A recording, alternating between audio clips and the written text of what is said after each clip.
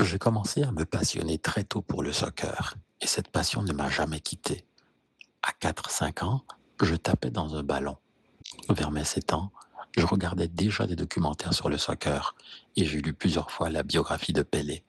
Ce joueur brésilien mythique que je n'ai malheureusement jamais vu jouer était mon idole toutefois. J'admirais son talent, son sang-froid, sa force, mais j'étais aussi fasciné par sa trajectoire de vie. Il faut dire qu'en Haïti, l'équipe de soccer du Brésil jouit d'une grande popularité. Cette admiration m'a poussé à me documenter sur le Brésil. Au-delà du soccer, ou foot, comme on l'appelle en Amérique du Sud, je voyais dans ce pays des défis socioculturels qui avaient des similitudes avec ceux de mon propre pays.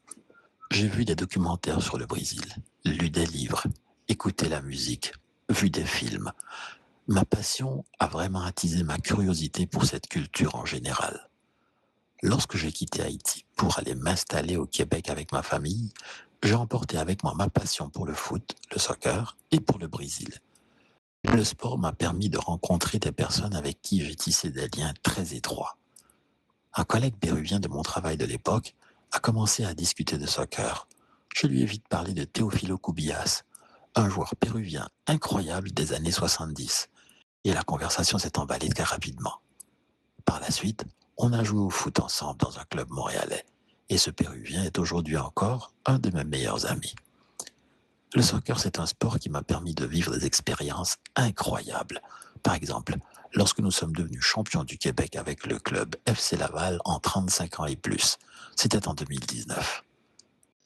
C'est une passion qui m'a fait tisser des liens avec des personnes qui partageaient mes intérêts quand je suis arrivé dans ce nouveau pays. C'est aussi une porte d'entrée qui m'a permis de m'ouvrir à d'autres cultures.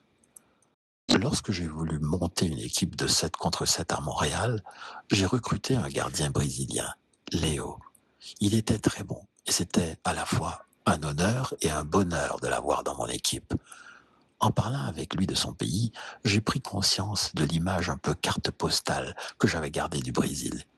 Il me racontait les difficultés de la vie quotidienne dans son pays. Bien sûr, j'avais déjà eu connaissance de tout ça à travers des films comme la description de la violence urbaine dans le film Cidade de Deus ou dans les livres La recherche du bois pour se réchauffer l'hiver dans la biographie de Pelé, Ma vie et ce sport merveilleux. Mais il a fallu que j'en discute avec une personne en chair et en os pour que j'en prenne réellement conscience. Ça m'a permis d'approfondir ma compréhension de cette culture, de porter sur ce pays un regard moins superficiel et plus nuancé. Et cela ne m'empêche pas d'avoir le rêve d'y emmener ma famille un jour, pour des vacances, pourquoi pas.